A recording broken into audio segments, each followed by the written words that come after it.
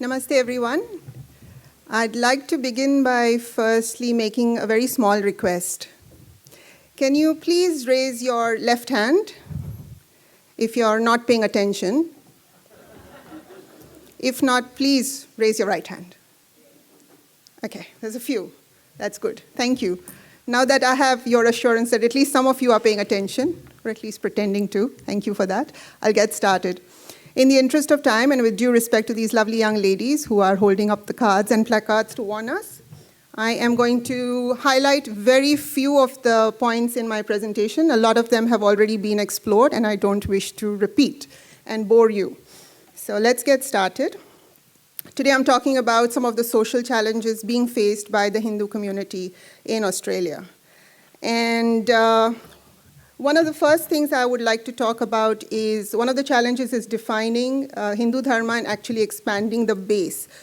So expanding the base by drawing practicing, non-practicing, lapsed, and other interested individuals in the celebration of Hindu festivals can actually help us preserve our cultural heritage. I'd also like to talk about Ayurveda and yoga practitioners, kirtan singers, and followers of gurus, particularly those of non-Indian heritage. I believe that they play a very significant role in preserving Hindu cultural heritage, and they can be leveraged for wider Hindu advocacy. I'm just going to focus on those two from this slide. And then I am going to move into some of the misconceptions and stereotypes happening currently due to misinformation.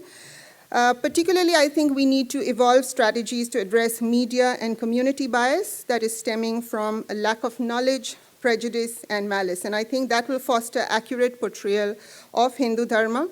Here I'd like to quickly, even though I've not mentioned it in the slide, I'd like to touch upon the vandalism and the attacks that have sadly happened on many of our Hindu temples in certain parts of Australia.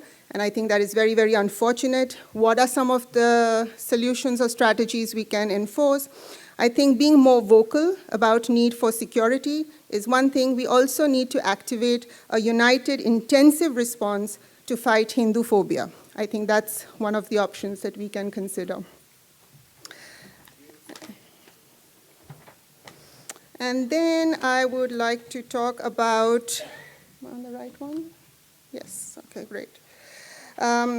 This is about limited religious outreach. So here I think providing ongoing Hindu culture and religious training to police, first responders, corrective services, and other support services, etc., will help us foster an understanding of and a sensitivity towards Hindu practices and beliefs.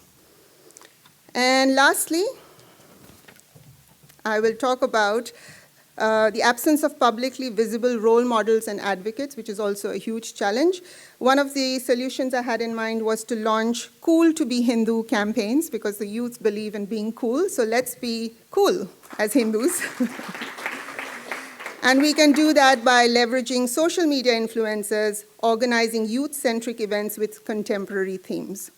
So those were the key points I wanted to highlight today. I really want to thank you for your patience. I want you to thank you for listening to me. You see, I've got 3 kids, all adults, a 26-year-old, a 23-year-old, and a 19-year-old. It's been a very long time since anyone's paid any attention to anything I have to say. So thank you so much.